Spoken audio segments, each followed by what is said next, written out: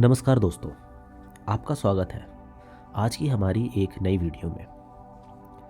अगर मैं आपसे कहूँ कि आपकी सबसे बड़ी दुश्मन आपकी किस्मत नहीं, आपकी परिस्थितियाँ नहीं और ना ही आपकी मेहनत की कमी है, तो अगर मैं कहूँ कि आपकी ज़िंदगी वहीं तक सीमित है जहाँ तक आप खुद को भीतर से मानते हैं, तो क्या आप यकीन करेंगे?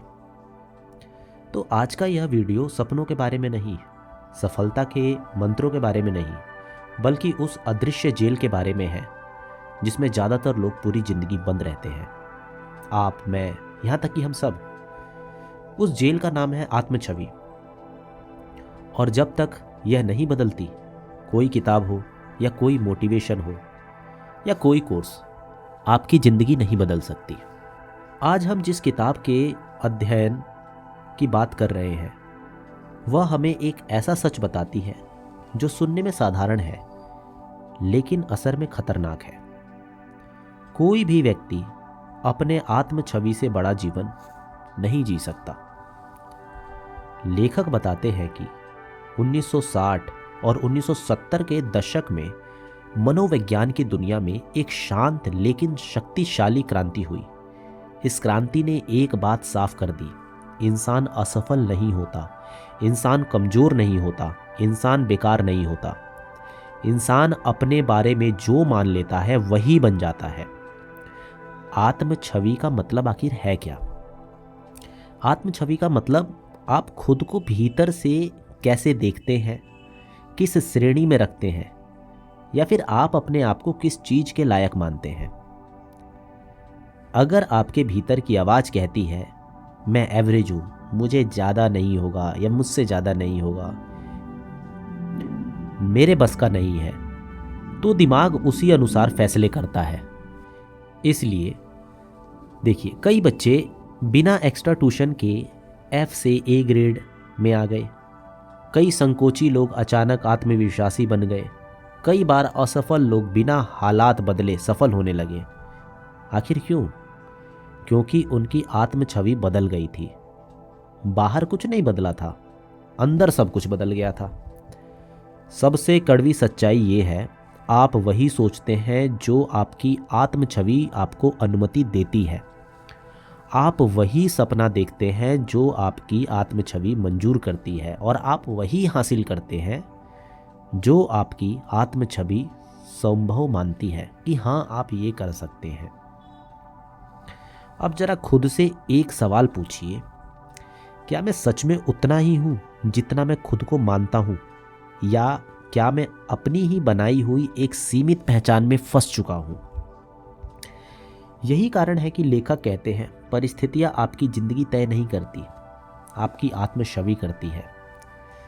और जब तक आप इसे नहीं समझते तब तक हर कोशिश अधूरी रहेगी। लेकिन सवाल यह है, अगर आत्म छवि इतनी ताकतवर है, अगर यही आपकी सफलता और असफलता की जड़ है,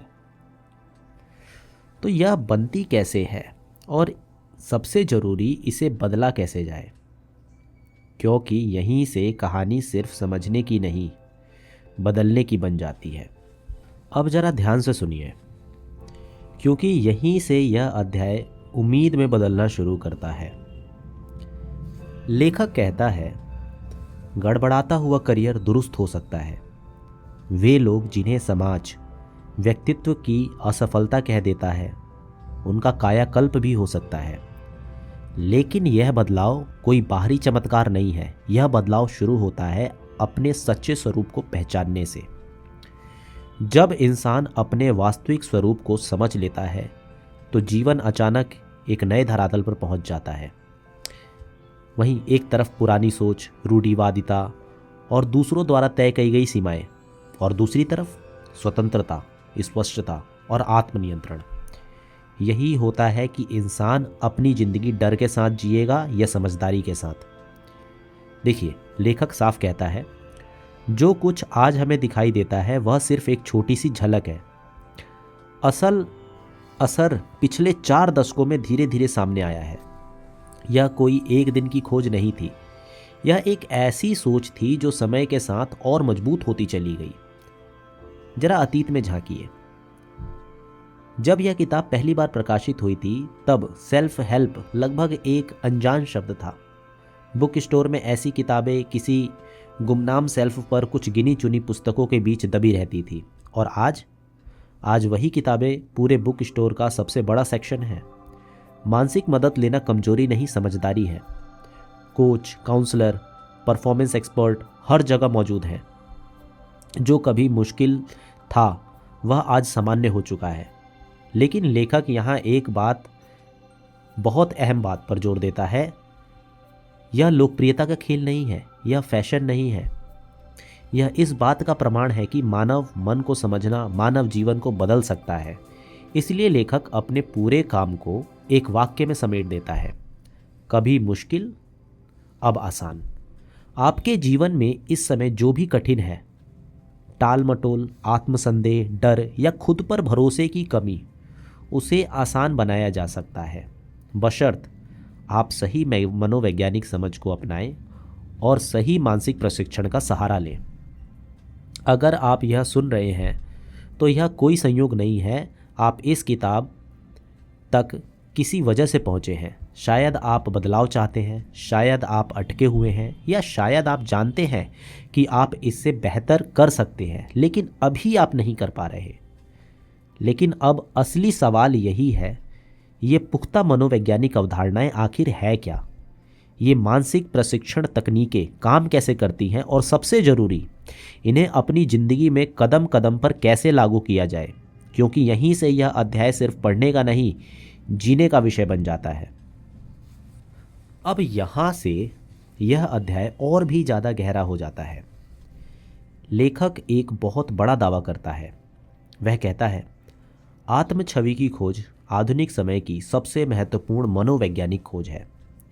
जरा सोचिए, इतना बड़ा दावा क्यों?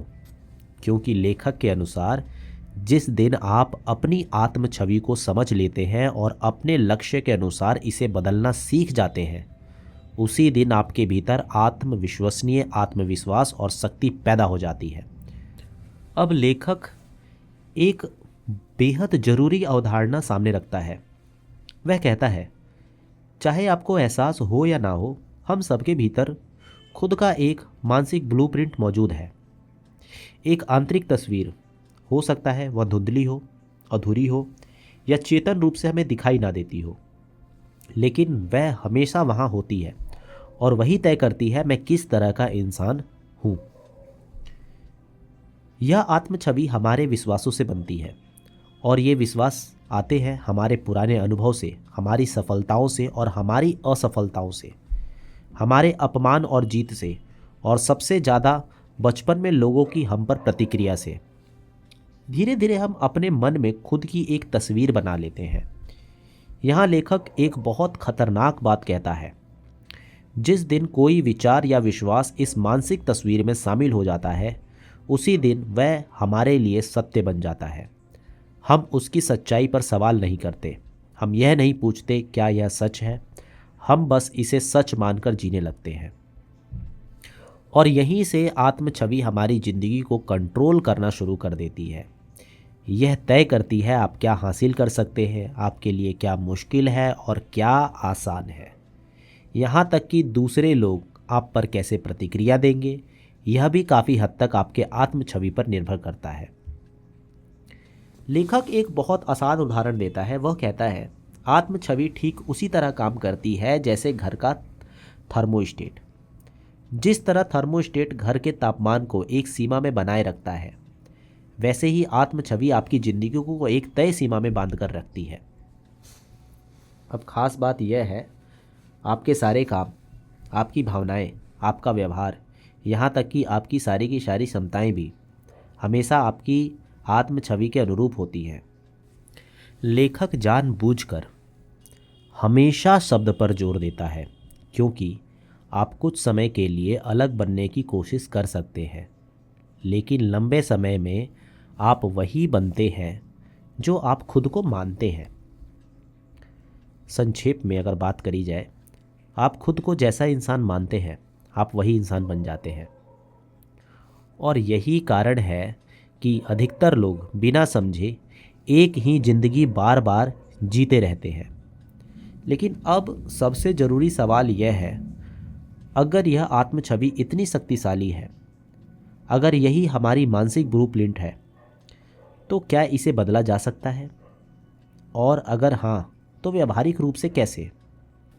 क्योंकि यहीं से यह अध्याय सिर्फ समझने का नहीं, अभ्यास करने का बन जाता है।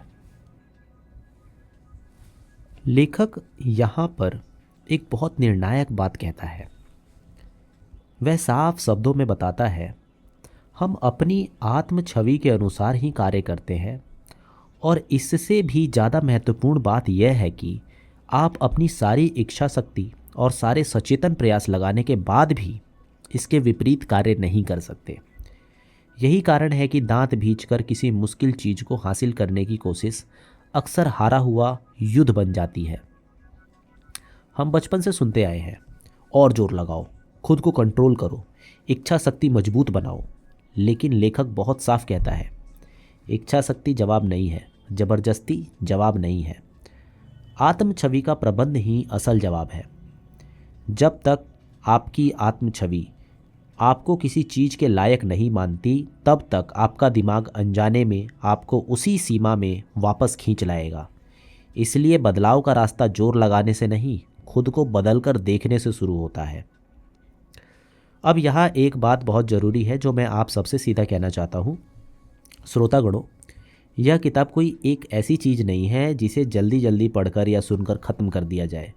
यह कोई कहानी नहीं है, यह एक मानसिक नक्शा है, और नक्शा तभी काम आता है जब उसे ध्यान से पढ़ा जाए। हम इस किताब को बहुत धीरे धीरे समझेंगे, हर पंक्ति, हर शब्द और हर विचार पर ठहर कर बात करेंगे, क्योंकि यहाँ एक भी लाइन यूं ही नहीं लिखी गई है। इसलिए यह वीडियो एक भाग में नहीं आएगा, यह कई पाठों में आएगा, और इसका कारण जल्दबाजी नहीं, गहराई है। जो इसे धैर्य से सुनेगा, जो हर बात को अपनी ज़िंदगी से जोड़कर समझेगा, वही व्यक्ति इस किताब से सबसे ज़्यादा लाभ उठा पाएगा। यह यात्रा तेज चलने वालों के लिए नहीं है, यह उनके लिए है जो सच में अपनी ज़िंदगी बदलना चाहते हैं। यहाँ हम स्किप नहीं करेंगे, यहाँ हम भागेंगे नहीं, यहाँ हम हर चीज़ को एकदम बारीकी से और विस्तार से समझेंगे। तो अब सवाल यह नहीं है कि बदलाव होगा या नहीं, सवाल यह है, क्या आप इस यात्रा को धैर्य के साथ तय करने के लिए तैयार हैं? क्योंकि आत्म छवि को समझना एक दिन का काम नहीं है। आत्म छवि को बदलना एक प्रक्रिया है, और इसी प्रक्रिया का अगला कदम हम अगले पाठ में जानेंगे। अगर इस वीडियो की कोई भी बात आपके भीतर कहीं छू गई हो, अगर आपको लगा हो कि यह समय यूं ही बर्बाद नहीं गया, तो बस अपनी खामोश सहमति एक लाइक के ज़रिए जाहिर कर दीजिए।